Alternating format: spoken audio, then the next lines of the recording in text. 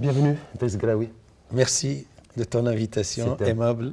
C'est toujours un plaisir, et c'est un plaisir de vous retrouver, y compris à Dakhla. Tout à fait. Pour ce Morocco Today Forum organisé par le groupe Le Matin, 7e édition, qui a pour thème l'Afrique atlantique pour une région continentale, intégrée, inclusive et prospère. Je rappelle, Driss Glaoui, avant de dérouler le débat, c'est comme ça qu'on dit, que vous êtes président de l'université ouverte de Dakhla. Tout à fait, tout à fait. Sur cette thématique, votre présence aujourd'hui, est-ce qu'il y a quelque chose de particulier sur le fait que, sur l'inspiration de cette thématique pour une Afrique atlantique qui soit ouverte, intégrée, inclusive et prospère, qui découle du discours de novembre 2023 du souverain? Moi, je crois que c'est un discours qui va faire date, parce que c'est un discours fondateur, quelque chose qui constitue une rupture dans la pensée géostratégique. Du Maroc? Pas uniquement pour le Maroc, mais à l'échelle continentale et à l'échelle internationale, à un moment où le monde connaît des transformations extraordinaires et il est à la recherche d'un nouvel ordre et il est à la recherche de solutions alternatives à l'éclatement du monde, à l'émiettement donc du monde, à la crise du multilatéralisme et surtout à la crise de la gouvernance mondiale, des guerres, des conflits et des crises elles-mêmes. Et l'originalité et la particularité et la spécificité de cette initiative de l'Afrique atlantique, c'est qu'elle montre, et ceci est extrêmement important en termes de géostratégie, la centralité de l'Afrique dans toute construction future du nouveau monde qui se profile à l'horizon. Et c'est pour cela que les Africains et l'Afrique doivent voir grand et loin. Donc, c'est-à-dire être ambitieux? Être très, très ambitieux, parce qu'en fait... Est-ce qu'il faut être nourri par une ambition qui soit réaliste ou une ambition qui soit pas forcément irréaliste, mais beaucoup trop ambitieuse? Alors aujourd'hui, quand on regarde effectivement le positionnement du continent, c'est, je crois que l'Afrique rassemblée, c'est 1% des trafics et du trafic financier international. C'est un commerce en termes d'échanges commerciaux qui reste extrêmement faible, y compris le commerce intra-régional. Donc ambition, oui, mais est-ce que c'est une ambition qui doit être raisonnée? Moi, je pense que ce que nous disons, c'est à partir... c'est d'abord une vision qui part d'une Afrique en devenir. Il faut voir ça en dynamique. Il est vrai que quand on voit aujourd'hui l'état de l'Afrique, sur beaucoup d'indicateurs, les défis sont monstres à tous les niveaux. Mais l'Afrique dont on parle, c'est cette Afrique en devenir. C'est celle qui se prépare aujourd'hui à partir d'initiatives audacieuses, originales, comme celle donc, de l'initiative de l'Afrique atlantique. Pourquoi je dis ça? Parce qu'en fait, au cœur de cette pensée stratégique, c'est l'ambition justement de faire de la grande zone Afrique, Atlantique, quand je dis Afrique atlantique, c'est à la fois l'Afrique et les Amériques, du Nord et du Sud. L'Europe, c'est le prolongement, donc, et l'Asie à travers le monde arabe, et où les provinces du Sud du Royaume vont jouer un rôle important dans en termes de collectivité, c'est ces régions-là qui vont... Pas uniquement en termes de... mais en termes d'intégration régionale. C'est-à-dire que l'initiative atlantique va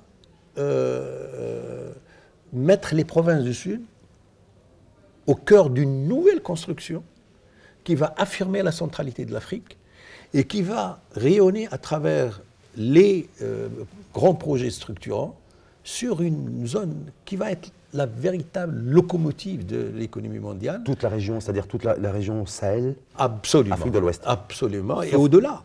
Et au-delà. Et au-delà. Sauf qu'en fait, certains considèrent que ces pays aussi du Sahel, qui nous sont des pays frères, hein, limitrophes géographiquement, il y a aussi des singularités dans ces pays-là. Il y a de l'instabilité politique chez certains. Tout à fait.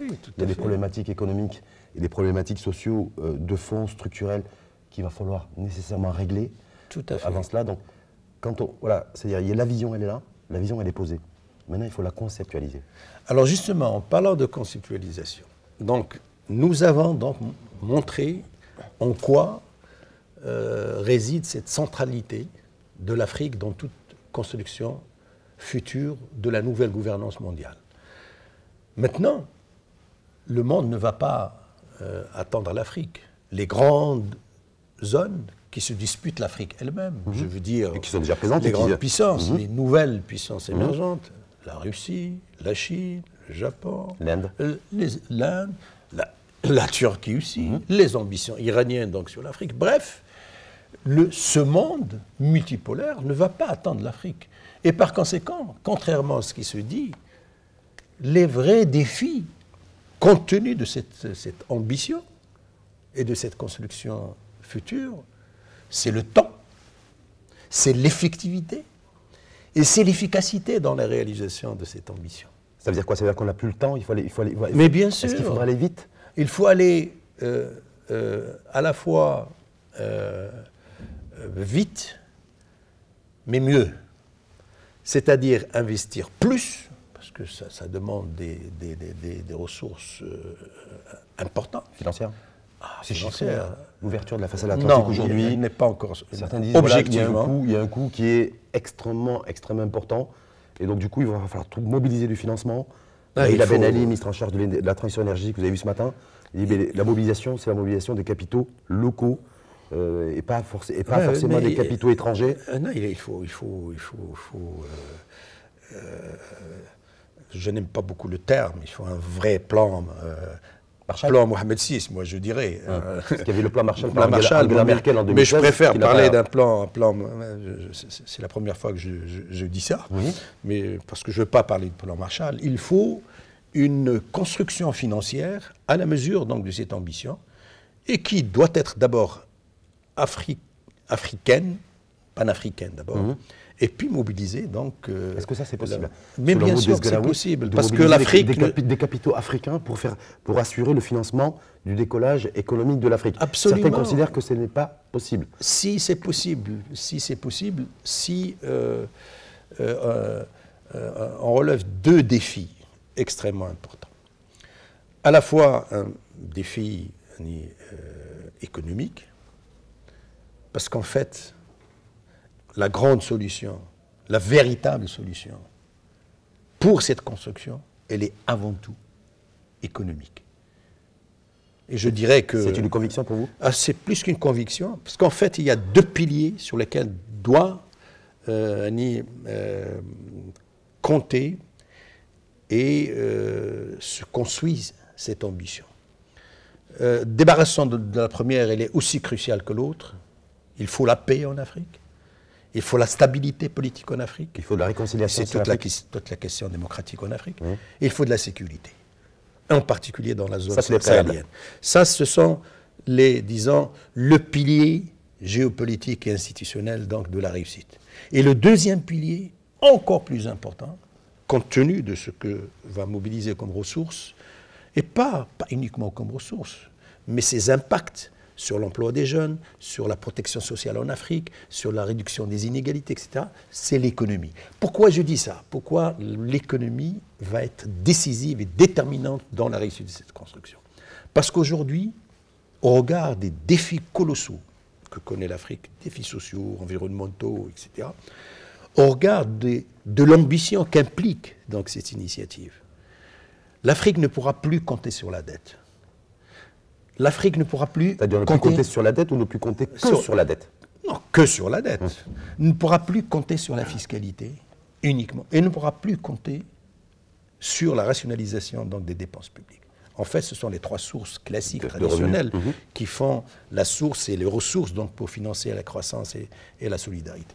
Et par conséquent, le véritable enjeu pour l'Afrique économique, c'est comment mobiliser le génie et l'intelligence des acteurs et forces vives donc, des nations africaines pour produire des richesses nouvelles, pour financer donc, cette ambition. Donc plus de croissance économique.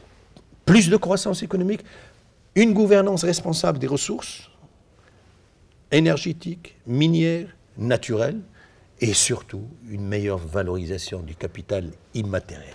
Et c'est là où réside, si vous voulez, l'un des enjeux, à la fois de la réalisation donc, de la paix, de la sécurité et de la stabilité d'une part, et une économie en phase avec les ambitions de cette initiative. Justement, Driss Galaoui, je parle bien sûr sous votre couvert, parce que je rappelle aussi que vous êtes un économiste réputé et redoutable. C'est que les chiffres 2024 qui sont tombés, quand on a le top 20 des croissances économiques mondiales, on a 6 pays du continent africain qui font partie du top 20 mondial. Fait. On a des niveaux de croissance extrêmement élevés, le Niger 11%, Sénégal 8%, la Côte d'Ivoire qui flirte également avec 8% de croissance économique. On ne pourra pas avoir des pays qui dégagent plus de croissance économique que cela. Est-ce qu'il faut revoir aussi, après avoir restabilisé socialement et politiquement les pays et les territoires de la région Sahel concernés par cette initiative de la façade atlantique, il faudra revoir les modèles économiques de croissance qui créent beaucoup plus d'inégalités que la richesse, qui ne créent de richesse. Absolument. Écoutez, je vais vous donner deux exemples à ce niveau, pour tirer un enseignement. D'ailleurs, c'est une réflexion qui n'est pas uniquement continentale hein, ou marocaine, nationale. Il est acquis, il y a un consensus général aujourd'hui entre économistes et entre politiques aussi, que le modèle économique sur lequel que nous avons hérité du XXIe siècle, du XXe siècle, a atteint ses limites. Et par conséquent, si on veut répondre aux défis de cette ambition, il faut qu'on produise autrement, qu'on échange autrement, qu'on commerce autrement, et surtout qu'on consomme autrement et qu'on coopère autrement. Et c'est ce que semble proposer, si vous voulez, la réflexion aujourd'hui à l'échelle pas uniquement nationale, à l'échelle mondiale. Tout le monde appelle donc à un changement radical, à repenser le modèle économique. Pourquoi? Sauf que le comment, c'est là où ça bloque. Le comment? C'est repenser notre modèle économique ou notre modèle de croissance économique sur l'Afrique. On l'a entendu d'ailleurs encore ce matin, et ça a été rappelé, hyperdépendance aux énergies fossiles, hyperdépendance aux produits énergétiques, hyperdépendance pour certains aux produits manufacturiers, transformés, qui sont, c'est la matière première qui part, qui est transformée en dehors des frontières africaines et qui revient. Alors c'est pour ça... Et il faut toujours, et il faut payer. Absolument, c'est pour ça que l'Afrique doit prendre conscience que cette transformation de son modèle économique, de son modèle de société, passe par une meilleure valorisation de son capital immatériel. Et quand on dit capital immatériel, c'est trois choses essentielles et qui ont un impact sur l'économique. Le capital humain, nous savons que l'une des ressources essentielles donc, de l'Afrique, c'est sa population, c'est la jeunesse de sa population. C'est un avantage ou un inconvénient aujourd'hui? Ah, c'est une aubaine. D'assurer une croissance démographique conséquente à 2 chiffres. Voilà, aujourd'hui, quand on voit les modèles de croissance économique qui créent plus d'inégalités, qui ne créent pas suffisamment d'emplois, quand on a une abondance comme ça... C'est pas la démographie qui en est la cause, c'est l'usage dont on fera de cette démographie. On peut tout aussi bien utiliser l'aubaine démographique pour donc mieux valoriser cette jeunesse, mieux l'éduquer, mieux la former, en faire donc des innovateurs et donc des créateurs de richesse. Et par conséquent donc, le capital humain, c'est quoi? C'est l'éducation, c'est la formation et c'est l'innovation. Si nous arrivons à réformer notre école, nous pouvons faire donc Là, c'est le temps long. Réformer l'école, on le voit chez nous d'ailleurs. Absolument. Vous avez vu Cheikh Ibn Moussa est en train de mettre en route sa fait, réforme, ça va mettre du temps. Tout à fait. Imaginons à l'échelle d'un continent. Absolument. Donc se dire, voilà, j'ai l'horloge économique aussi, où il faut que j'aille vite et que je fasse bien. Absolument. Pour reprendre les termes que vous avez employés. Tout à fait. Ghalaoui, mais en même temps, je dois rénover mon école. Absolument. Et apporter des services publics en matière de santé, de qualité aussi. Tout à fait. Ça, on est sur du temps long. Non, on est sur du temps long, mais on est sur de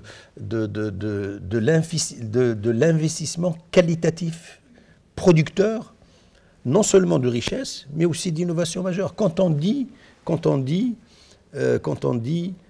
éducation, formation, innovation, qu'est-ce qu'on dit en fait? On dit capacité de l'Afrique à produire des élites, mais pas uniquement des élites scientifiques, des élites politiques, des élites civiles, des élites syndicales, des élites économiques, des élites culturelles. Et en fait, ce sont ces élites qui vont faire l'angle. Deuxième chose, c'est former des compétences.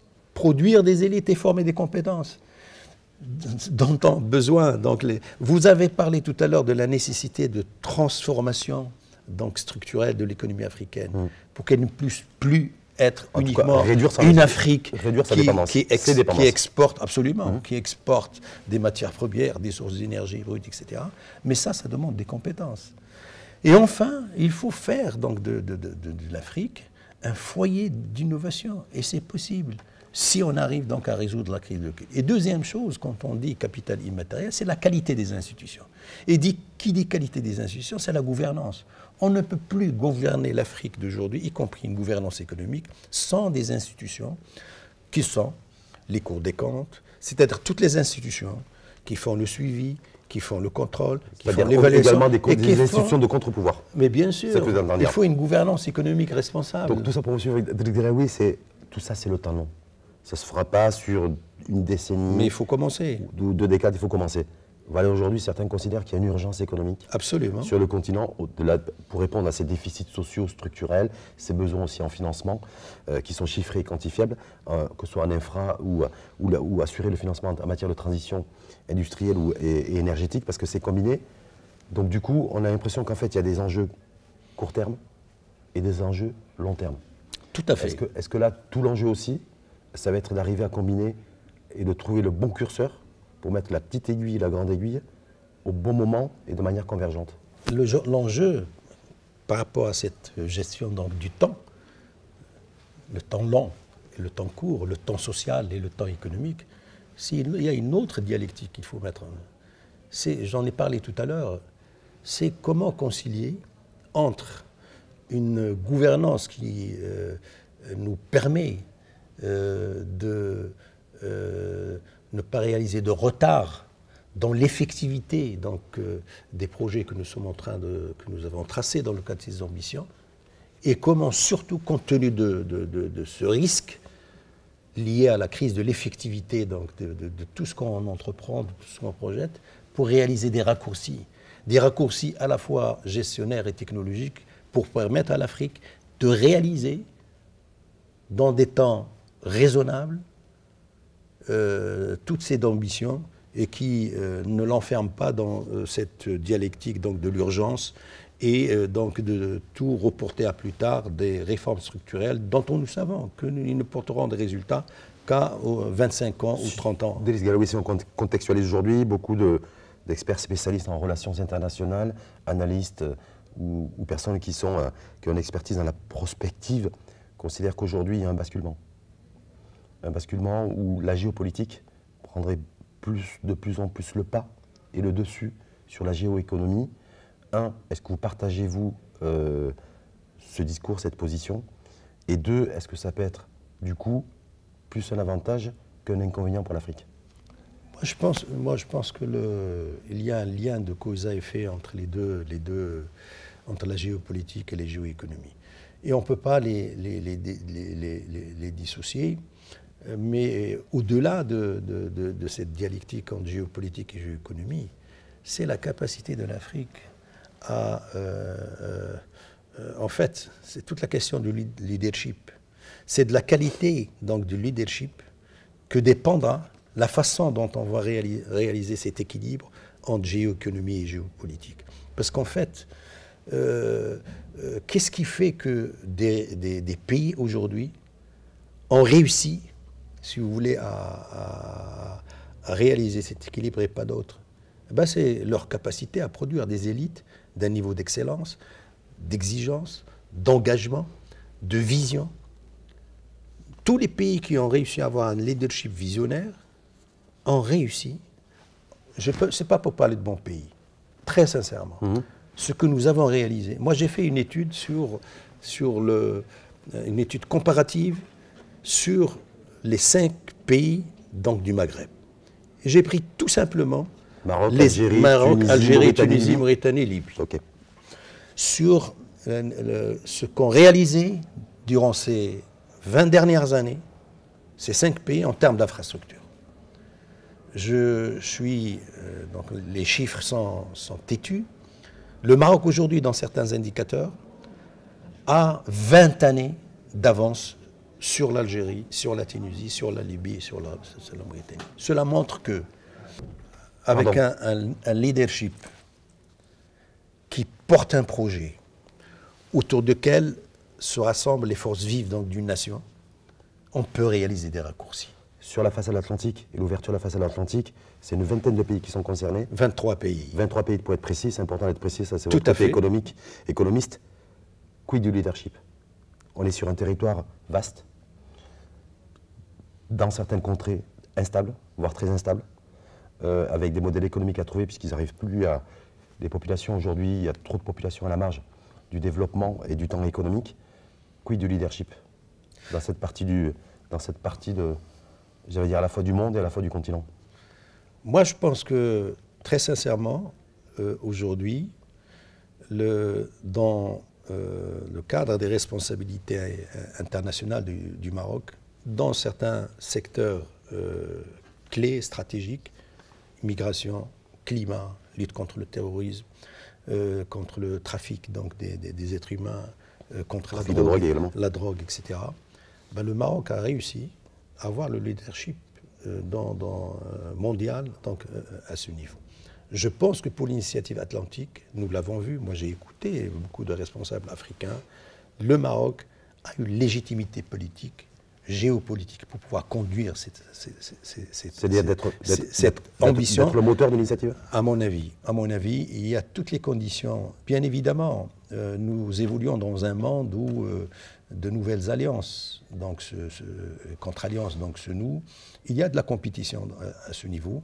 L'Afrique, n'oublions pas, elle est une zone où se disputent donc, toutes les puissances émergentes, anciennes et nouvelles, mais aussi l'Europe et les États-Unis. Et par conséquent, il faut en être conscient et il faut que les élites africaines émergentes soient conscientes que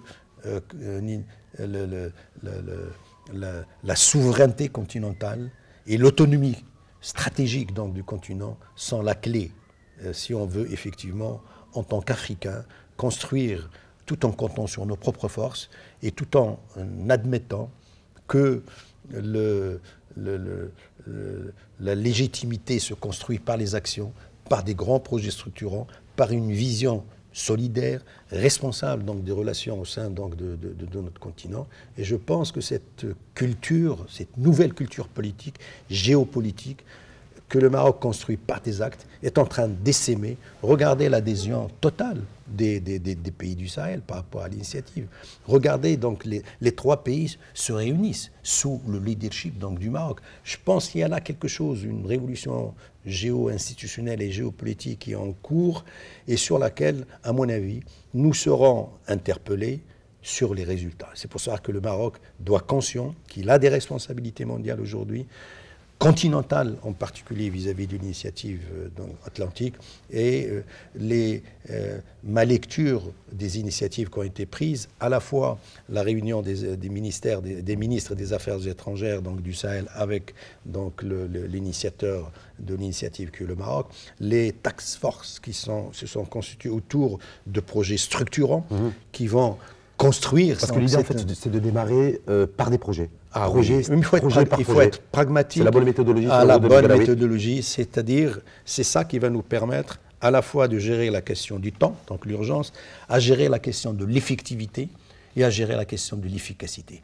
Parce qu'il faut que les Africains disent ce qu'ils font et font ce qu'ils disent, et leur peuple, mais aussi les observateurs internationaux vont le juger à l'aune donc de ce pragmatisme, de ce réalisme et des résultats auxquels vont aboutir l'ensemble donc des projets auxquels donc sont mobilisées toutes ces intelligences politiques continentales. Et tout ça au bénéfice de toutes les populations Absolument. de ces 23 pays Absolument. directement concernés par l'Afrique atlantique. Absolument. Merci infiniment à vous, Driss Galaoui, pour cette lecture dynamique, C'est moi qui vous analytique remercie. de ces enjeux, enjeux et défis concernant l'Afrique atlantique pour une région continentale qui soit à la fois intégrée, inclusive et prospère. Merci à vous et à très bientôt. C'est moi qui vous remercie.